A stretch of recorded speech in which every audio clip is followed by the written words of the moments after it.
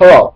Today I'm going to talk with you about a very interesting phenomenon in communication, which many of you may never have heard of, but I hope you will know it better after my presentation.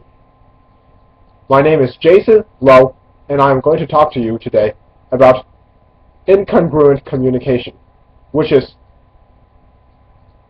the connection between the verbal and nonverbal elements of sending a message. Incongruent communication refers to when the verbal and nonverbal elements of communication do not match in a given environment, which creates psychological noise. Here's an example from my own life, which I will share with you today. About 2 years ago, my friends KJ and Michelle, a young couple, came to my house, and they were talking to me about how successful their marriage was, how they spent their money together, how they bought a nice house in Del Mar, and how Michelle gets along very well with KJ's parents.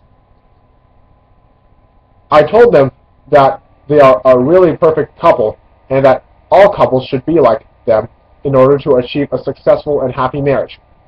But as I said this to KJ and Michelle, I kept rolling my eyes, smiling scornfully, and while doing this, looking at a picture of Dan and Jenny. Dan and Jenny are a couple that are slightly younger than KJ and Michelle, and who married about a year before they did. Dan and Jenny are better looking, much richer, and have a lot more friends than KJ and Michelle do. As I did this, KJ and Michelle became extremely offended by my nonverbal language, and they immediately stood up and told me that they had to go see another friend, and then they left my house without another word. This example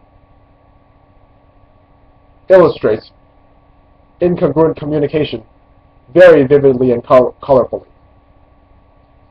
When I was talking with KJ and Michelle about their marriage, I told them that they were a great couple, but my body language, which was my nonverbal communication, did not agree with the verbal part of my communication, which were my words.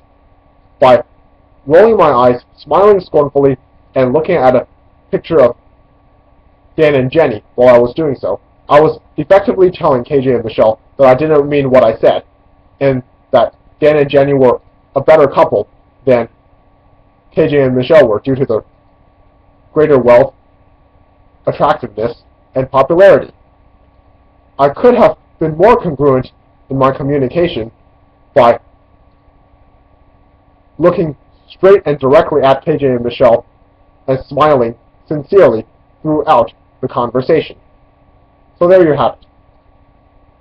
I hope you have learned from my presentation about incongruent communication very well and will be able to apply it in your life when you communicate with others in the future. It will really help.